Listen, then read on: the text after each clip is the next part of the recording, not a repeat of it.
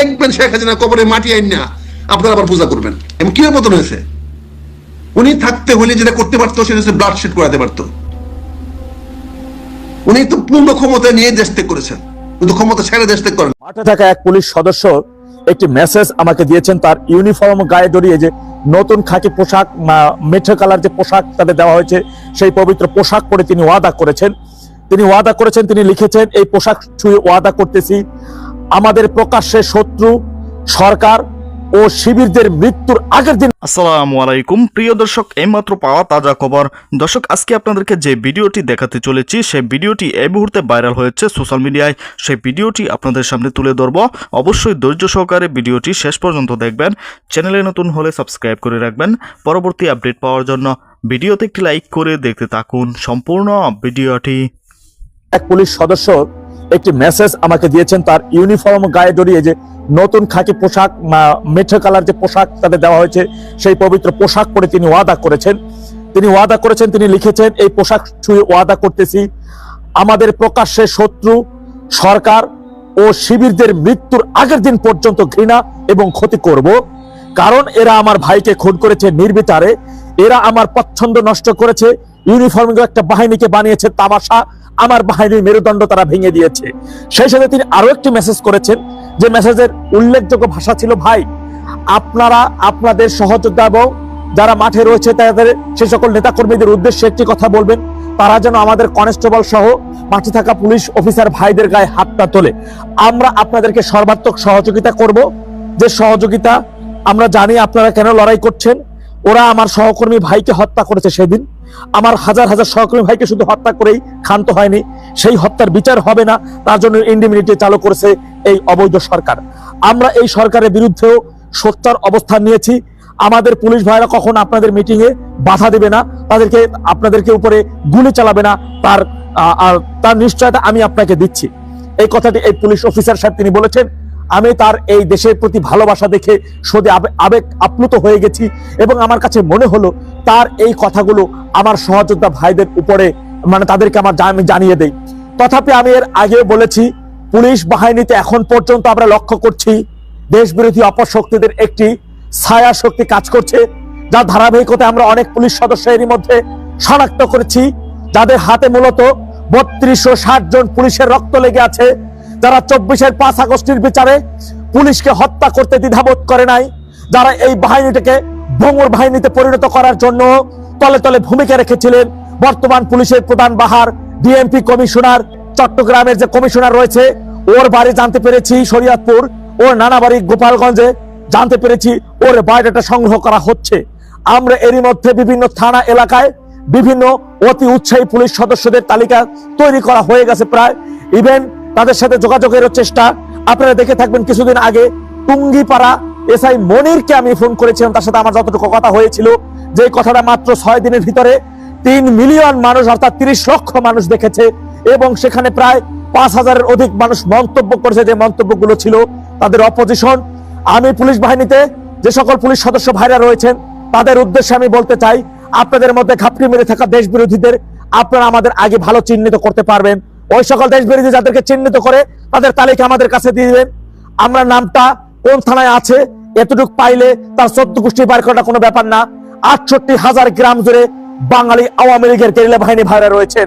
এদের নাম ঠিকানা, এদের পরিচয়, এদের বাড়ি, এদের স্থান যখন আপনাদের কাছে দিয়ে দেওয়া হবে, প্রকাশ করে দেওয়া হবে, সাথে সাথে ওদের বাড়িতে চলে যাবেন, সাথে সাথে ওদের বাড়িতে গিয়ে আপনাদের সালাম পাঠিয়ে দেবেন, দলীয় সালাম ওদের কাছে পৌঁছে দেবেন।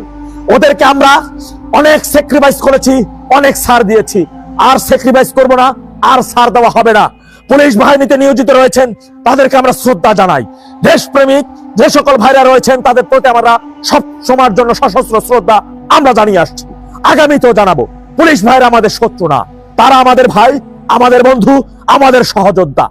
বাংলাদেশের মানচিত্র সার্বভৌমত্ব রক্ষার জন্য যেই নিবেদিত হবে, যেই রাস্তায় নামবে, সেই আমার সহযোদ্ধা, আমার ভাই। আমরা এক ও অভিন্ন। তথাপি মুক্তিকামী ভাইদের উদ্দেশ্যে বলবো, ওই গোপালগঞ্জে যদি দেখেন কোন পুলিশ সদস্য অতি উৎসাহী অকাম করছে, ওর বাড়ি নিশ্চয়ই নর্থ বেঙ্গলের ওদিকে হবে। আবার ওই নর্থ বেঙ্গলের লোককে, ওই নর্থ বেঙ্গল থানায় যারা রয়েছে, নর্থ বেঙ্গল এলাকাতে যে সকল পুলিশ, ওদের বাড়ি নিশ্চয়ই এই ফরিদপুর, শরীয়তপুর, এই অন্য এলাকারই হবে। কিন্তু বাংলাদেশের 64 জেলা জুড়ে 68,000 গ্রাম জুড়ে আমাদের ভাইরা রয়েছেন, দেশপ্রেমিক ভাইরা রয়েছেন, 18 কোটি জনগণ রয়েছেন। এই সকল বিপদে অতি উৎসাহী পুলিশ সদস্যদের বাড়ি আমাদের চিনতে খুব বেশি সময় লাগবে না, ওদের বাড়িতে সালাম পৌঁছে দিতে আমাদের বেশি সময় লাগবে না। তাই আমরা বলবো, আমরা হাটে, আমরা বাজারে, গ্রামে গঞ্জে, পাড়া মহল্লায়, প্রতিটি রন্ধ্রে রন্ধ্রে 68,000 গ্রাম জুড়ে প্রতিটি ওয়ার্ডে একটি করে সশস্ত্র বাহিনী তৈরি করতে হবে, একটি করে গেরিলা বাহিনী তৈরি করতে হবে। মনে রাখবেন, প্রলয় ঘূর্ণিঝড়ের আকারে আমাদের কিন্তু ফিরে আসতে হবে। মাঠে থাকা দেশ বিরোধী দেশদ্রোহী চক্র, ওদের নেহাত ছোট মনে করলে হবে না। শত্রুকে আপনি দুর্বল মনে করলেই কিন্তু হেরে যাওয়ার ভয় থাকে। আমরা তাদেরকে দুর্বল মনে করি না, তাদের যথেষ্ট শক্তি রয়েছে বলে আমরা মনে করি। কিন্তু সেই শক্তি যতই হোক না কেন, সমস্ত শক্তি অপকর্ম সবকিছু গণজোয়ারে ভাসিয়ে দেব ইনশাআল্লাহ। তাই আমাদেরও সেই টেকনিক খাটিয়ে আগে ভাগে আমাদের কাজে এগিয়ে যেতে হবে। পুলিশ বাহিনী ভাইদের মধ্যে যারা দেশপ্রেমিক রয়েছেন, তারা আপনারা নিরপেক্ষভাবে থাকবেন এবং আন্দোলন সংগ্রামের সময় আপনারা একটু দূরে থাকি অবস্থান নেওয়ার চেষ্টা করবেন। আপনারা পুলিশের পোশাক পরে যেহেতু মিলিশিয়া বাহিনী ঢুকে পড়েছে, তাই আমাদের আক্রমণ মিলিশিয়া বাহিনীদের বিপক্ষে। জয় বাংলা, জয় বঙ্গবন্ধু। এই দেখবেন শেখ হাসিনা কবরে মাটি আইনা আপনারা আবার পূজা করবেন। এমন কিভাবে পতন হয়েছে? উনি থাকতে হলে যেটা করতে পারতো সেটা হচ্ছে ব্লাড শেড করাতে পারতো। উনি তো পূর্ণ ক্ষমতা নিয়ে দেশ ত্যাগ করেছেন, কিন্তু ক্ষমতা ছেড়ে দেশ ত্যাগ করেন নাই। উনি তো পূর্ণ ক্ষমতা নিয়ে দেশ ত্যাগ করেছেন, ক্ষমতাশালী হয়ে দেশ ত্যাগ করেছেন। উনি যদি দেশের অমঙ্গল চাইতেন, দেশের মানুষের উপরে যদি গুলি অর্ডার দিতেন, তাহলে কে গুলি করতো না? উনি যদি রক্তগঙ্গ বয়ে দিতেন, কেন চীনের এই শি জিনপিং 10,000 ছাত্র মারে নাই? মানে এখনো ক্ষমতায় আছে না? কেন পুতিন মারতেছে না? এখনো ক্ষমতায় আছে না? কেন নেতানিয়াহু মারতেছে না হামাসকে? ক্ষমতায় আছে না? ক্ষমতা চলে গেছে কেন? এখনো কি ওই আমাদের এরদোগান সাহেব তুরস্কে মারতেছেন না? এখনো কি মারা কমতি আছে? উনি চলে গেছেন, ক্ষমতা চলে গেছেন। শেখ হাসিনা মারেন নাই, না মেরে উনি যুদ্ধে ক্ষান্ত দিয়ে চলে গেছেন। যা তোরা চালা, বাধ্য করলে তাহলে হেলিকপ্টার যায় কেমনে? তাকে বাধ্য করলে হেলিকপ্টার কেমনে যায়? সেনাপ্রধান, নৌপ্রধান, বিমান প্রধান সালাম দেয় কেমনে? এই বিমান বাহিনী হেলিকপ্টার উঠে কেমনে? সে হেলিকপ্টার দিয়ে উনি সীমান্ত করে কেমনে? তাকে সময় সালাম দিয়ে পাঠাইছেন। ওই হেলিকপ্টারে তো জাতীয় পতাকা লটকানো ছিল, তো ওইটা করেন নাই কেন? এগুলো বললে তো বলেন আপনারা আমরা স্বৈরাচারের পক্ষে। আমরা স্বৈরাচারের পক্ষে না, আমরা শেখ হাসিনার পক্ষে না। শেখ হাসিনা থাকা অবস্থায় তার বিরুদ্ধে কথা বলেছি, শেখ হাসিনার সামনে গিয়ে কথা বলেছি, শেখ হাসিনা 1-to-1 কথা বলেছি। কাজে আমরা ওই শেখ হাসিনার কাছে করে দেখেন আমরা কি বলেছি।